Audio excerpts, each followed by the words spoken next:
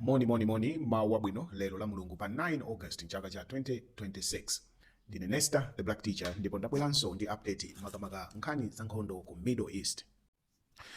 Tiyambire ma updates athu makamaka ndi nkhani yokhuzana ndi Supreme Leader wa ku Irani. Tonse tikudziwa Supreme Leader uja Mojtaba Khamenei yemwe ndi wanyowani amene adasankhidwa kulowa m'malo mwa bambo wake.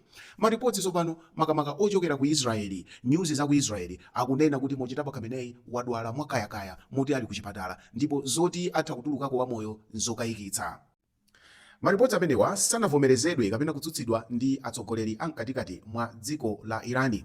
Ndipo zikumveka kuti mkulu wina wa dziko la Irani kumeneku analankhula kunena kuti ngati sizikhala zodabwitsa titamva kuti Mojtaba Khamenei watisiya chifukwa chonena kuti hefe yake sili bwino kwambiri. Komano boma la Irani silinatsindikize kapena kukana za nkhani imeneyi. Dzulo media ina ku Irani kumeneko inayesesa kutulusa video yomwe imaonetsa Mojtaba Khamenei atakhala akuphunzitsa ali ndi anthu.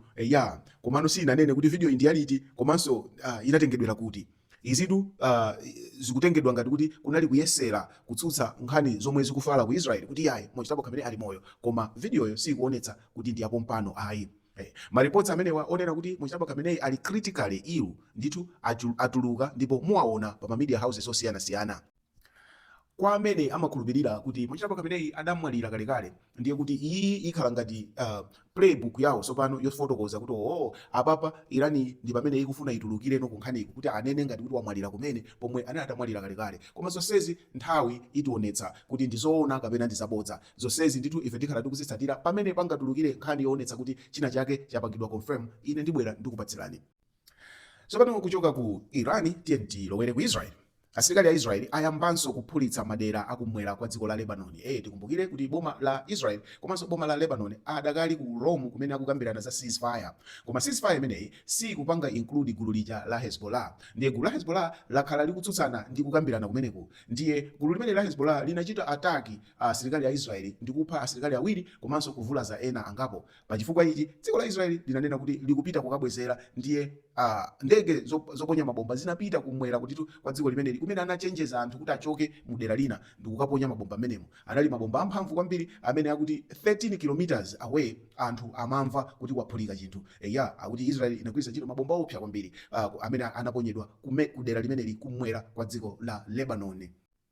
Zachidziwikire izi zingopangisanso kuti kukambirana kwa pakati pa dziko la Irani ndi dziko la America kukhale kuvuta kuchitika chifukwa choti Irani yakhala ikunena kuti kutha kwa nkhondo ku Lebanon ndi mbali imodzi yomwe ikakwaniritsidwa ithandiza kuti nkhondo ndi Irani ithe. Tinakamba mu update yadzulo kuti Irani ikukambirana ndi Oman zopanga control Strait of Hormuz. Ndipo zikuonetsa kuti Strait of Hormuz ikhala m'manja mwa Irani ndi Oman, mayiko awiri amenewa. Ndipo atsogoleri ena a dziko la Irani ananena kuti zokambirana zawo ndi dziko la Oman sikuti zipanga guarantee kutsegulanso ku Strait of Hormuz, koma iwowa anapereka macondition ku dziko la America kuti macondition amenewa ndi amene apangitse kuti atsegule ku Strait of Hormuz. Ndipo maconditions amene anapatsa ma Americans ndionena kuti America ipereke ndalama za chindapusa kapena kunena kuti chipepeso ku dziko la Irani. Komanso America ichotse blockade kapena kunena kuti kuchingira kumene inachita ku magombe a dziko la Irani. Sitinamvebe kuti America yayankha bwanji kuti zimenezi zitha bwanji.